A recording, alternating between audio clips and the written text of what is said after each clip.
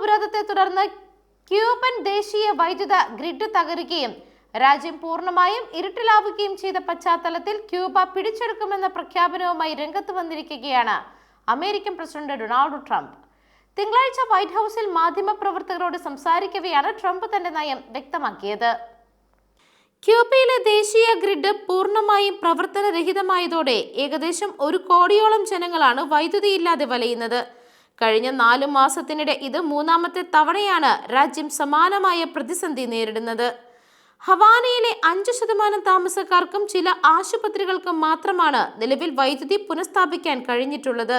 പഴക്കമേറിയ ഗ്രിഡുകളുടെ തകരാറാണ് പ്രതിസന്ധിക്ക് കാരണമായി പറയുന്നത് എങ്കിലും അമേരിക്ക ഏർപ്പെടുത്തിയ എണ്ണ ഉപരോധമാണ് സ്ഥിതി വഷളാക്കിയതെന്ന് ക്യൂബൻ സർക്കാർ ആരോപിച്ചു. ക്യൂബയ്ക്ക് എണ്ണ വിൽക്കുന്ന രാജ്യങ്ങൾക്ക് മേൽ നികുതി ഏർപ്പെടുത്തുമെന്ന് ജനുവരിയിൽ ട്രംപ് മുന്നറിയിപ്പ് നൽകിയിരുന്നു. ഇതിനുശേഷം ജനുവരി 9 ശേഷം ക്യൂബയിലേക്ക് എണ്ണ ഇറക്കുമതി നടന്നിട്ടില്ല. അതേസമയം ക്യൂബയിലെ കമ്മ്യൂണിസ്റ്റ് ഭരണകൂടത്തെ താഴെയിറക്കി ഭരണമാറ്റം കൊണ്ടുവരിക എന്നതാണ് ട്രംപ് ഭരണകൂടത്തിന്റെ ലക്ഷ്യമെന്നാണ് റിപ്പോർട്ടുകൾ സൂചിപ്പിക്കുന്നത്.